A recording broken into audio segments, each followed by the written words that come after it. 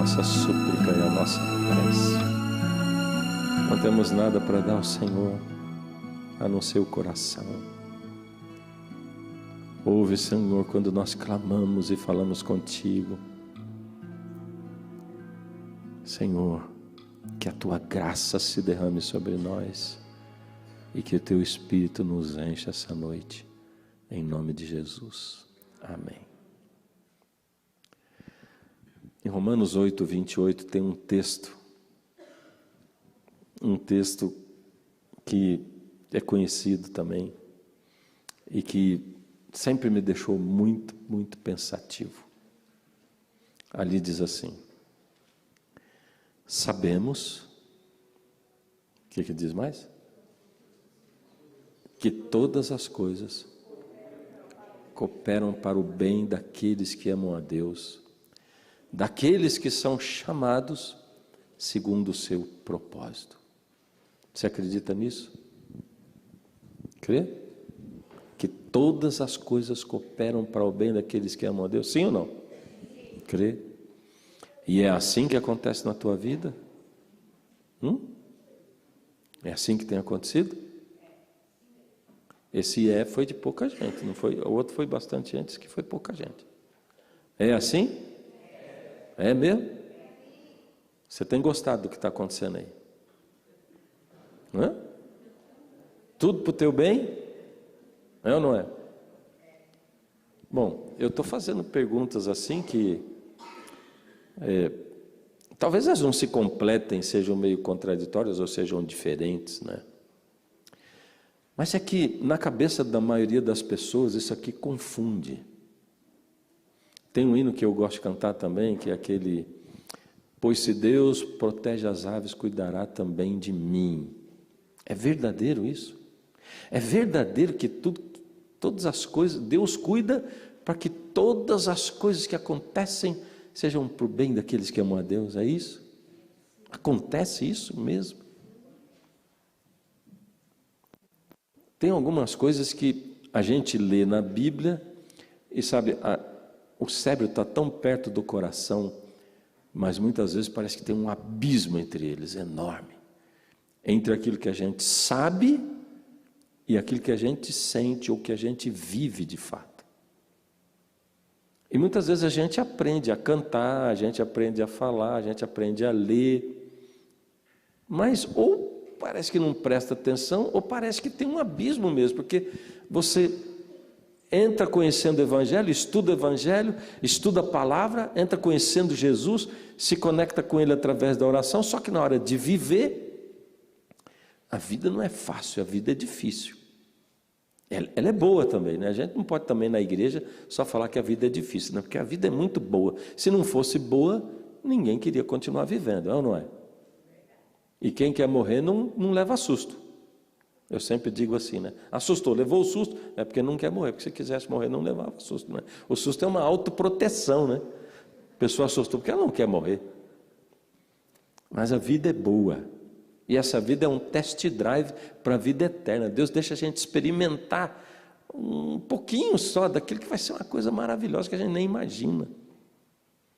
Mas é complicado. Porque nesse relacionamento com Deus, e eu tenho dito para você, né? Cada um de nós tem um caminho, tem uma estrada. Deus desenha, Deus atende a gente assim, pormenorizadamente. Ele cuida de nós pessoalmente. Embora eu viva na mesma casa, durma na mesma cama com a minha esposa, Ele tem um plano para mim e tem um para ela. Ele tem uma história comigo e tem uma história com ela. E também tem uma história com nós juntos. E tem uma história com a igreja dele. Mas é uma história de dificuldades, de muitas dificuldades. E que deixa a gente pensativo assim. Puxa. Porque tem momento que parece que não é para o bem, não. Morreu alguém que você ama. Senhor, como é que isso pode ser para o meu bem? Ficou doente alguém que você ama. E quanto mais baixa a idade, mais difícil de compreender ainda. Como é que é para o meu bem? Como é que é para o meu bem? Morreu, não vai viver mais nessa vida. Mas como que é para o meu bem? Como é que é para o bem dessa pessoa? Mas a gente continua dizendo, todas as coisas contribuem para o bem daqueles que amam a Deus. Vou dar um exemplo para você. O Zé, ele ficou viúvo e queria casar de novo e tal, demorou um tempo para ele achar uma pessoa, porque quando você vive muito tempo com uma pessoa, né, eu creio que é bem complicado se achar alguém que realmente vai dar certo, né? E ele demorou até que ele achou. E quando ele achou, mas ele ficou tão feliz, mas tão feliz. Sabe o apaixonado, né? Vive suspirando pelo meio do caminho, assim, né? Aquele negócio. Um dia ele está lá, pobre, ele trabalha na oficina. Um dia ele está lá na oficina, chega a noiva dele, porque eles estavam noivos já para casar e tal. Mas ela chegou com uma cara meio estranha. Cara estranha, assim. Ele já, só de olhar, já... O que está acontecendo? Zé, acha um canto para a gente conversar aí, porque eu preciso te falar um negócio. Ei, mas o que é isso? O que está acontecendo? Está tudo bem com você? Zé, acha o canto. Achou o cantinho. Fala, mulher, você está me deixando maluco. Zé, antes de eu te falar, eu tenho que te perguntar um negócio. Você confia em mim? Lógico, né? Não, Zé, lógico não. É o seguinte, eu preciso saber se você confia mesmo, porque vamos dizer que todas as provas estivessem contra mim, todo mundo me acusando, e eu dissesse que eu sou inocente, você acreditaria em mim, Zé? Está perguntando isso por quê, mulher? É lógico que eu acredito, fala logo, desembucha. Zé, estou grávida. Vocês sabem de que Zé que eu estou falando? Não? Estou grávida. Imagina, nunca tinham tido nada. É do José e da Maria, lógico. E foi mais ou menos desse jeito que ela contou para ele que ela estava grávida. Não tinham tido nada. Se você fosse o José, você ia acreditar? Você ia acreditar no que ela estava falando? Eu já vou dizendo que eu não ia. Difícil. Mas como eu não tive... Aí ela diz assim, não, mas foi um anjo que apareceu no meu quarto e me disse que o que tem em mim foi gerado pelo Espírito. Olha, a Maria era uma pessoa maravilhosa mesmo. Ela era fora da curva, né? Mas forçou a amizade, é ou não é? Pensa bem, foi um anjo que disse que estou grávida. Poxa, mas um anjo vai dizer que você está grávida, mas nós não somos nem casados, você é virgem ainda. Como é que pode uma coisa dessa? Agora, olha aqui, vamos lá em Mateus, capítulo 1, onde está essa história aí, um dos lugares. Mateus, capítulo 1. Olha só o que diz aqui.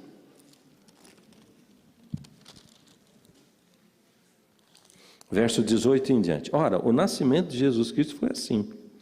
Estando Maria, sua mãe, lógico que está falando em adiantado, né? Porque... Estando Maria, sua mãe, desposada com José, ela estava noiva, fizeram um contrato de noivado, mas não estava casada ainda. Ela estava prometida para ele. Sem que tivessem tido relação sexual, achou-se grávida pelo Espírito Santo. Mas José, sendo justo, não queria difamá-la, então resolveu deixá-la secretamente. Olha só o que José pensou. Ele pensou assim, foi para casa... maluco, apaixonado, desejando casar com ela mais do que tudo, foi para casa. E aí na cabeça dele estava assim, Maria é boa gente, é pura e tudo. Não, mas é demais, não dá. Podia ter acontecido?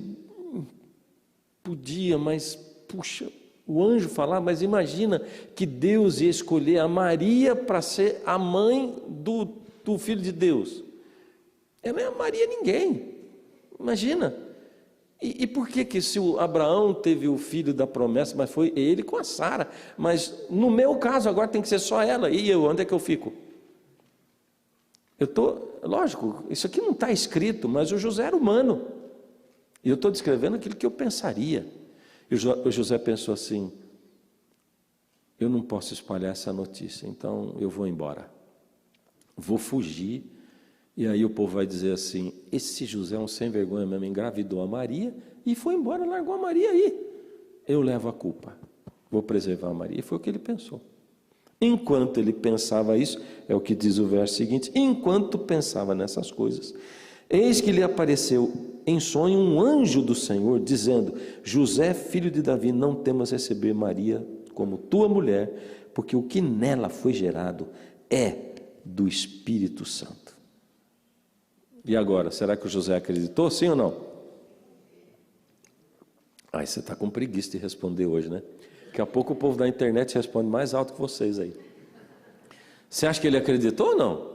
Sim, é o que a Bíblia diz, né? Porque ele assumiu o bebê, ele assumiu a Maria, ele se casou com ela e teve o bebê como dele, como filho dele. Sim, ele acreditou, ele recebeu aquela coisa, foi conversar com a Maria e disse: desculpa, Maria, nós vamos fazer isso, mas já começaram a planejar. Como é que alguém planeja ter neném, né? O que começa a pensar já? Veja, eu não tenho dúvida nenhuma que o José já começou logo a fazer um berço para ele, porque ele era carpinteiro, né? Meu avô era carpinteiro, e a gente... Mas meu avô, ele não era marceneiro, ele era carpinteiro.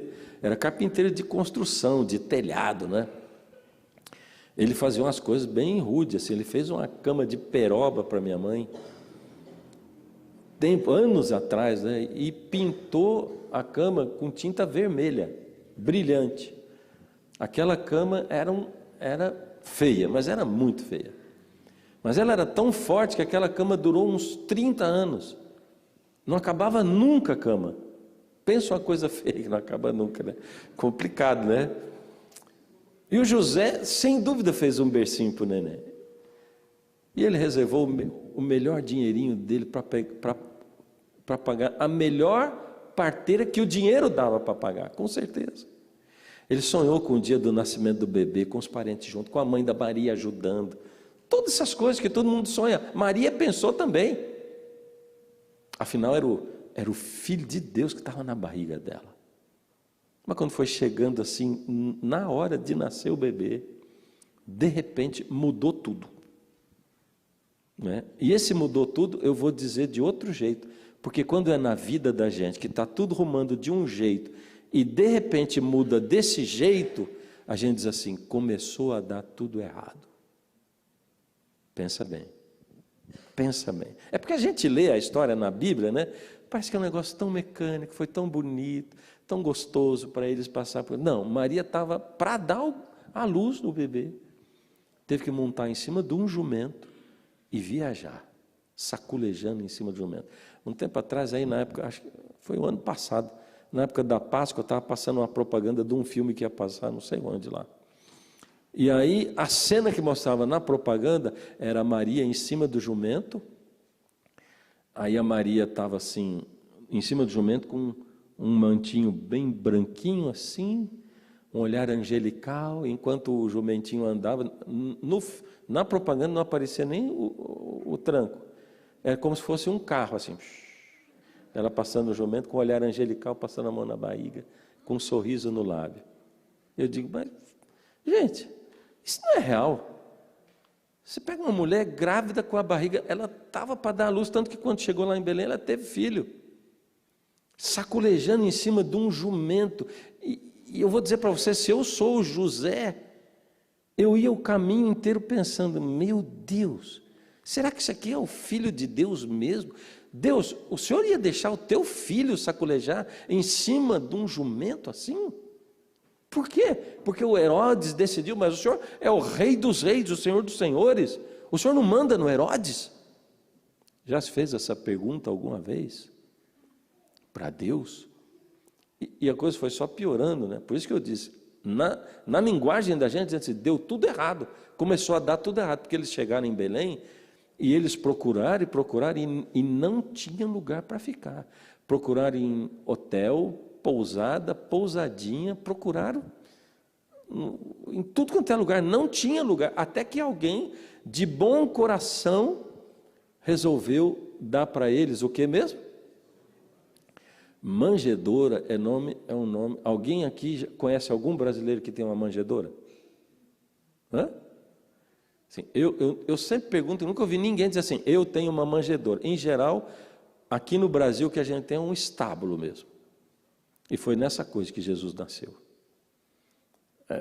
No livro, a gente enfeita tanto, né? Vê o livro de criança, aí você vê aquela manjedourazinha, a palha, e o bercinho de palha, parece um cabelinho repartido no meio assim, né? Jesus nasceu num lugar fedido, que fedia urina e fezes de animal, num lugar sem higiene. E o José foi a parteira da Maria. E eu imagino o José entrando dentro do lugar e questionando, e clamando, e perguntando a Deus, como eu perguntei naquela noite, diz assim: Senhor, ouve a minha prece, ouve o meu clamor, ouve agora que eu estou falando com o Senhor, fala comigo, porque os meus dias desvanecem, eles vão como uma sombra que declina, porque o Senhor me elevou e depois o Senhor me abateu. Por que é assim? Eu cresço, depois pá, eu caio no chão, com tudo assim. Por que, Senhor, tem que ser assim? E o José, com certeza, como um bom ser humano que era, quando ele olhou para aquilo, ele disse assim: não é possível. Não é possível que esse é o Filho de Deus. Deus ia deixar o Filho de Deus nascer num lugar que fede urina e fede fezes de animal. E o José jogou um pano assim por cima da palha, né? E foi a parteira da Maria. Que condições ele tinha para receber aquele bebê? Não é? E tem mais, porque depois que nasceu o bebê, Deus diz assim: vai para o Egito. Para o Egito? Os avós não viram o bebê, ninguém viu o bebê. A gente veio aqui fazer o recenseamento e vai voltar. Mas vão ficar quanto tempo no Egito? Até segunda ordem, vai para o Egito. Vai para o Egito, até segunda ordem. E a gente fica imaginando que a coisa era muito fácil, né? Que era fácil ser pai e mãe de Jesus. Acontece que, enquanto José e Maria percorriam todo esse trajeto, no mundo espiritual tinha alguma outra coisa acontecendo. Porque a vida da gente é assim. Isso aconteceu não só com eles, acontece com todo ser humano. Enquanto você está aqui dentro da igreja, enquanto você caminha pela rua, enquanto você volta para a sua casa, enquanto você vai para o trabalho, enquanto você faz planos, enquanto você se relaciona com as pessoas, existe uma batalha, um grande conflito entre o bem e o mal por sua causa. E a Bíblia muitas vezes descortina isso, como por exemplo no livro de Jó. Durante muitos anos da minha vida, do meu ministério, eu evitava ao máximo ler o livro de Jó, porque eu detestava o livro de Jó. Simplesmente porque eu achava injusto. Eu tenho uma outra Bíblia, eu tenho algumas Bíblias que me acompanharam, né? Uma antes dessa daqui, essa aqui está comigo nos últimos 10, 12 anos. Já estou começando a deixar ela de lado para pegar uma outra. E elas marcam parte da minha vida, né? E aquela outra, que me acompanhou uns 15 anos, aquela tinha um monte de interrogação. Aí, coisa que eu lia na Bíblia, dizia assim: não entendo, não entendo, Senhor, o Senhor tem que me responder isso aqui. Botava uma interrogação. E várias interrogações daquela Bíblia, depois tem um X em cima, que foi quando Deus respondeu, X. E o livro de Jó, para mim, era uma imensa interrogação, porque eu ficava pensando assim: mas não é possível que as pessoas achem bonita a história de um camarada que é fiel a Deus, e que Deus resolve fazer uma aposta com o diabo, e o camarada fica lá sofrendo porque Deus resolveu fazer uma aposta. Eu aposto que ele me segue, pois eu aposto que ele não te segue. E como diz um amigo meu, na luta entre as ondas e as rochas, quem leva a pior são as ostras. E o Jó é uma ostrinha ali, tentando se segurar nas rochas, e as ondas batendo ali. E eu achava muito injusto aquilo. Até eu descobrir, demorou até eu descobrir que a história de Jó é a minha história, é a tua história. Todo dia quando eu acordo, o diabo vai para Deus e diz assim: hoje eu derroto ele. E Jesus diz assim: ele é meu filho, vai ser fiel. Pode deixar que eu tenho coisa, eu vou atazanar a vida dele. Ele é meu, eu ganhei, eu lutei, eu comprei a vida dele. Ele é meu, vai vencer. Todo dia acontece isso. E Jesus diz: eu já paguei a aposta com o preço do meu sangue. Eu comprei ele para mim. É meu, vai vencer. Então Deus descortina essa coisa no livro de Jó. Enquanto Jó está vivendo e está acontecendo um monte de desgraça na vida dele, Deus diz que aquilo está acontecendo porque lá no céu tem um grande conflito entre o bem e o mal, no mundo espiritual, que a gente não consegue ver, e que o inimigo está tentando destruir, enquanto Deus está procurando dar todas as condições para Jó vencer, para você vencer. É isso que está acontecendo o tempo todo. Enquanto Maria e José viajavam, o que estava acontecendo no mundo espiritual? A gente encontra lá em Apocalipse 12, Deus abre o véu que separa esse mundo do mundo espiritual. E aí João diz assim: eu vi um dragão grande, forte, poderoso, vermelho, uma cauda enorme, tão poderosa, capaz de derrubar 1/3 dos anjos do céu. Esse dragão, num momento, parou, e ele olhou para uma mulher que estava prestes a dar à luz, e ele foi e atacou essa mulher, e ficou na frente dela, e abriu a boca, esperando ela dar à luz, porque quando ela desse à luz, ele ia devorar o filho dela. Você entende o que está acontecendo no mundo espiritual, enquanto Maria está grávida? O inimigo, o diabo, ele reuniu todas as forças dele para destruir aquele menino que está na barriga de Maria. Jesus vai nascer nesse mundo. E o inimigo reuniu todas as suas forças. Por isso o neném não pôde nascer tão perto de Herodes. Por isso, não pôde ter registro de aonde aquele menino nasceu.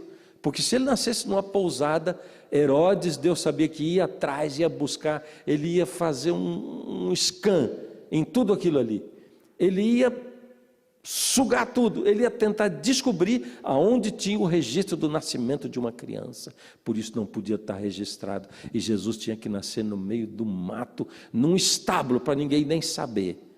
E por isso tiveram que ir para o Egito, porque Deus sabia que quando Herodes não achasse, ele ia levantar uma chacina de todas as crianças, porque ele queria matar Jesus.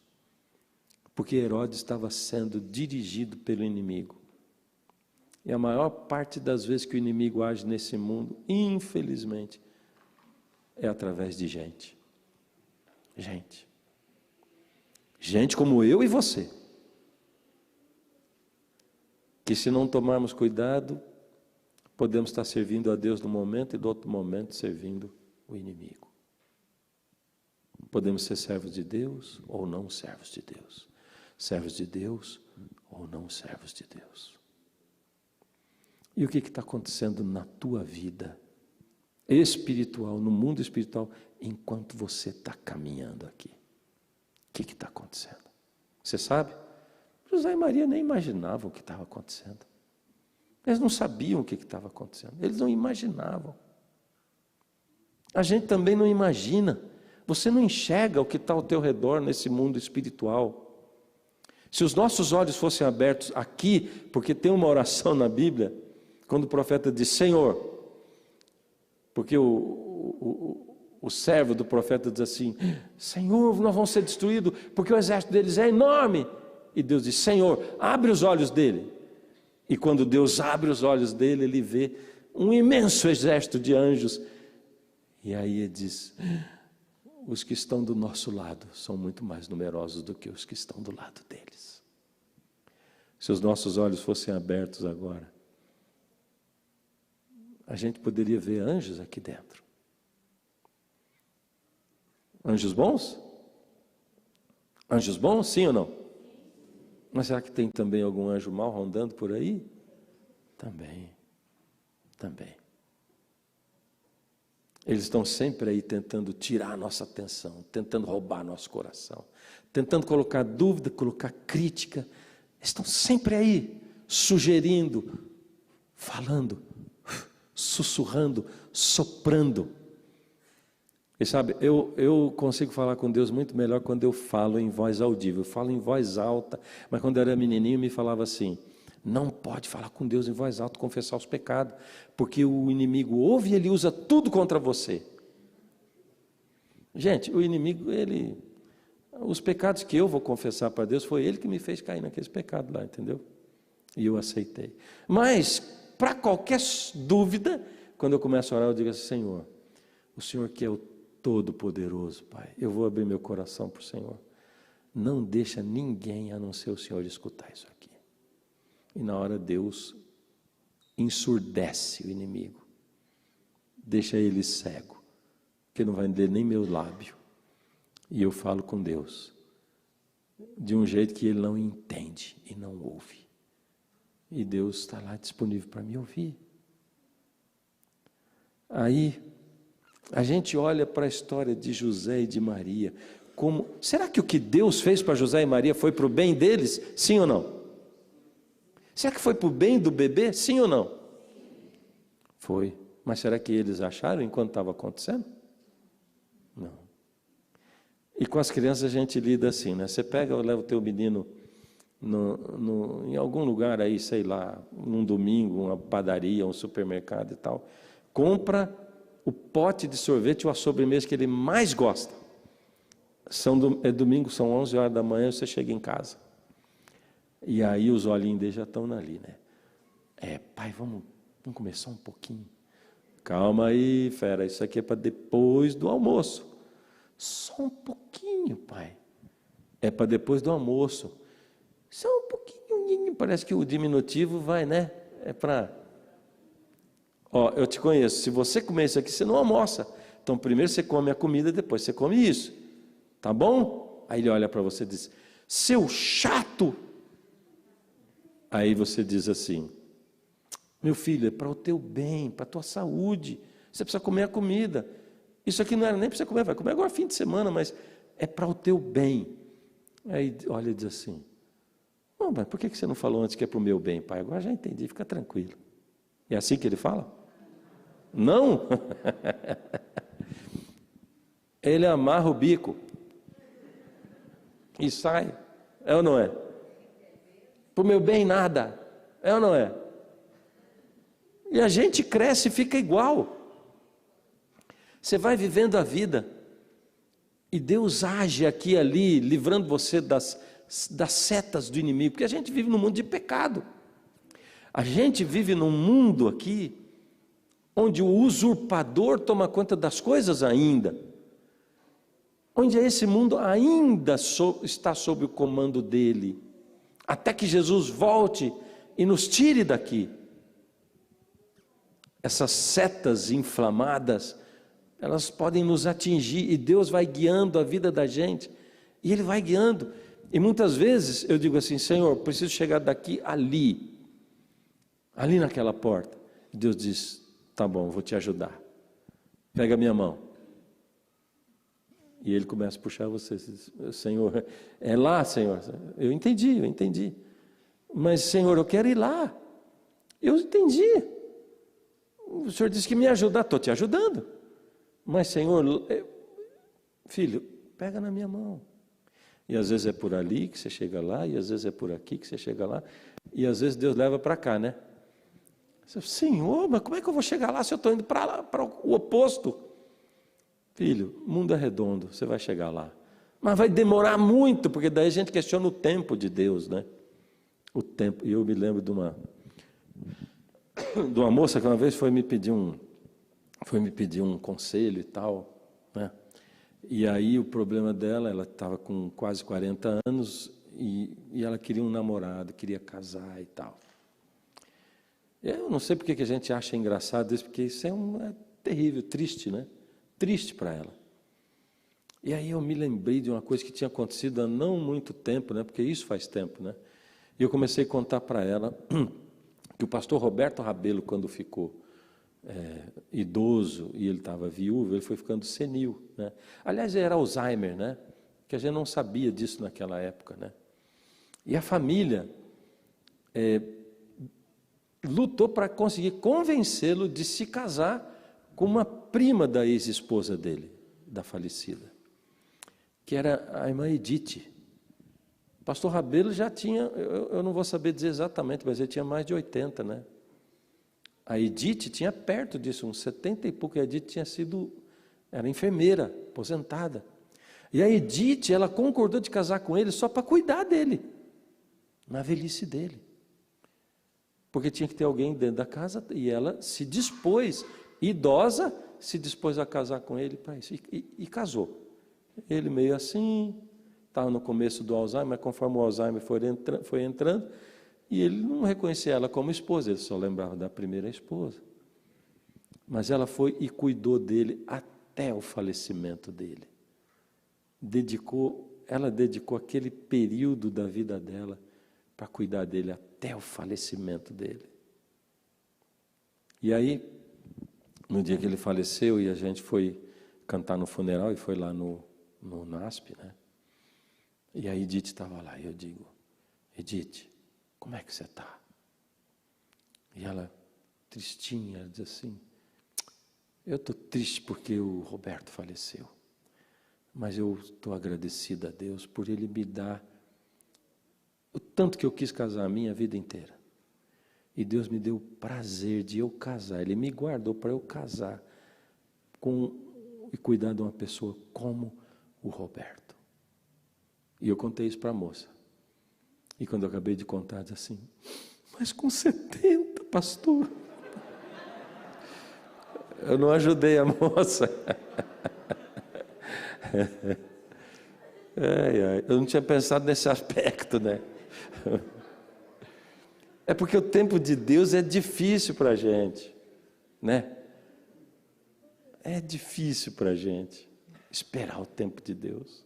Mas a Bíblia diz: porque todas as coisas cooperam para o bem daqueles que amam a Deus. Você colocou a vida na mão de Deus? Isso aí quer dizer o seguinte: vamos traduzir esse verso. Sabemos que todas as coisas cooperam para o bem daqueles que amam a Deus, são chamados segundo o seu propósito. Na verdade, torcendo,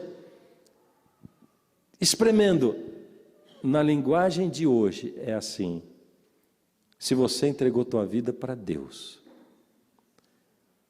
quando tudo parece que está dando errado, na verdade está tudo dando certo. Não como você enxerga, não como você planejou, não como você achou que seria, mas do jeito que Deus, que enxerga tudo, e o fim desde o princípio, e que tem um amor maior do que qualquer um, da maneira como Ele decidiu conduzir a tua vida, mesmo que homens maus, mulheres más, mesmo que o inimigo trame contra você, mesmo que ele arregimente todo o seu exército mal para atacar você, o Senhor está dirigindo. Então, o que a gente tem que fazer é sentar no barquinho de Jesus e deixar, porque Ele está lá atrás, cuidando do motor. E às vezes vai fazer uma curva no rio e você vai olhar e dizer: o que é isso? Por onde nós vamos passar? Jesus diz: calma, eu estou guiando, eu estou dirigindo. Isso é ser guiado pelo Espírito. É isso que Jesus falou para Nicodemos. Nicodemos, você aprendeu a ser um trem, Nicodemos. O trem, ele sai daqui e chega ali, e todo mundo sabe o percurso que ele vai fazer, porque ele não pode sair do trilho. Se sair é acidente, descarrila. Eu não preciso de trens, Nicodemos. Quem é guiado pelo Espírito é barquinho à vela. O vento sopra onde quer. A gente não pode ver, mas a gente vê o resultado. E o vento vai soprar você para onde quer. Assim é todo aquele que é nascido do Espírito. Aqui está o segredo para a gente confiar. Sabe por quê? Sofrer dói. E dói muito, muito. Eu sei porque eu sou um ser humano, é ou não é? E a gente sofre, isso causa ansiedade na gente, isso causa angústia, isso aperta a alma da gente. E quando você vê alguém que você ama sofrendo, ainda você sofre mais do que se fosse você mesmo. Senhor, não, Pai, ela não. Senhor, ele não. Não deixa sofrer, Senhor. Por misericórdia.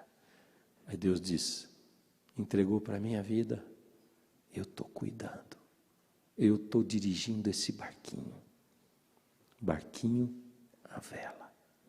Se você colocou a vida na mão de Deus, mesmo que pareça que tudo está dando errado, na verdade, tudo está dando certo. E Deus está te conduzindo. Quantas e quantas vezes aconteceram coisas que parecia tudo errado, e quando chegou lá no fim você diz assim, puxa, e não é que lá deu tudo certo. Era um livramento, era a mão de Deus, era Deus agindo. Aconteceu assim, assim, houve perdas aqui e ali, mas o ganho foi muito maior do que as perdas. Sabemos que todas as coisas cooperam para o bem daqueles que amam a Deus. Mas Senhor, isso aqui, como é que eu posso entender que isso é para o meu bem? Você pode até não entender hoje, mas você vai entender. Você vai entender. Simplesmente confia. Eu fico pensando o que João Batista sentiu, né? No auge do ministério dele, 30 anos de idade, preparando o caminho para Jesus, o Messias aparece. Ele tinha dito, depois de mim vem um que vai batizar com fogo. Ele estava esperando ver Jesus batizar com fogo. De repente é preso. E Jesus não vai tirar João Batista. Não tirou. Você entende por que João Batista morreu? Não sei. Eu posso conjecturar que naquele momento só Jesus podia aparecer. Puxa, mas Deus avisou a mãe do João Batista, e ela criou, e ele veio, e ele exerceu um ministério tão curtinho, com tanto poder, e descansou. Eu quero acreditar que quando a Bíblia diz que quando Jesus ressuscitou, e muitos ressuscitaram e entraram na cidade e foram reconhecidos, eu quero crer que João Batista estava lá, e que depois daquilo ele subiu com Jesus. E que quando o Apocalipse 5 mostra aquela cena linda da coroação de Jesus, o cordeiro que foi morto, e os 24 anciãos, um daqueles 24 anciãos era João Batista. Quero crer, a Bíblia não fala, mas se não era, João Batista fechou os olhos, e quando ele abrir, ele vai estar na manhã da ressurreição.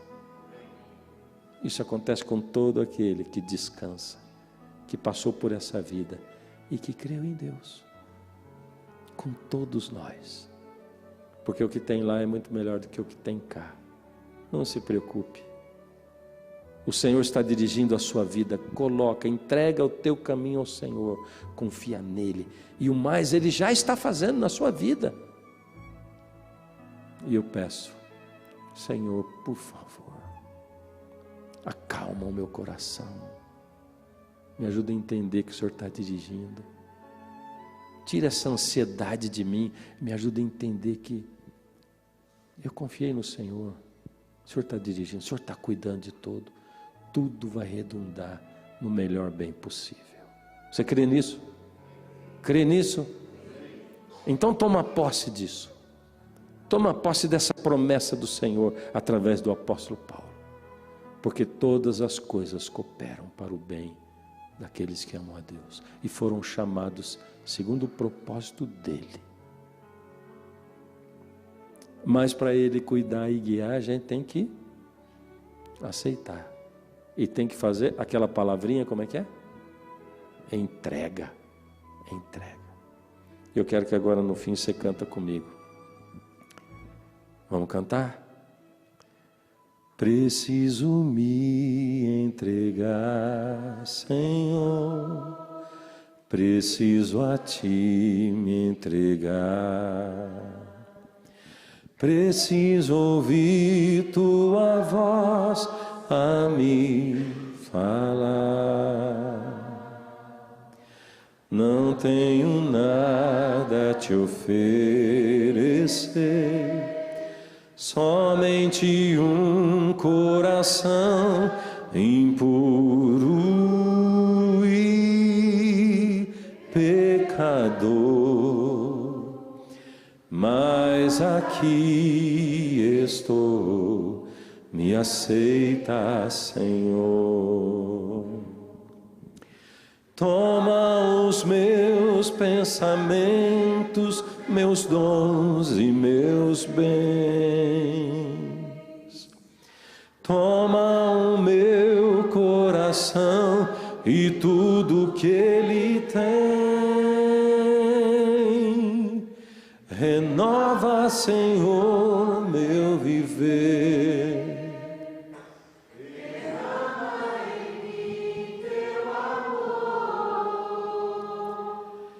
Quero para sempre servir-te por onde for.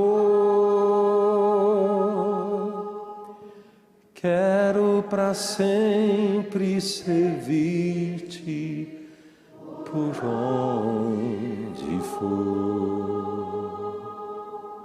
Senhor, agora, Senhor, é o momento de nós tomarmos posse dessa promessa, Pai.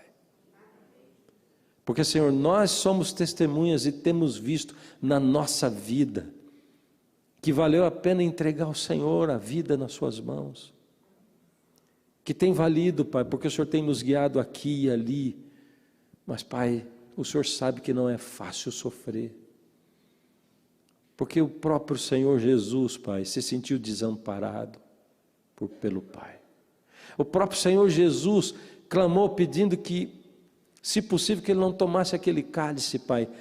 Às vezes o cálice é amargo demais, Senhor. Então nós precisamos, Pai, da força que o Senhor deu para o Teu Filho, para que Ele enfrentasse a cruz. A força que o Senhor deu, Pai, para o Teu Filho, para que Ele vencesse por todos nós. Nós precisamos da força que vem do sangue de Cristo, Pai. Esse sangue vermelho que é capaz de tornar as nossas vestes brancas, nos tornar justificados.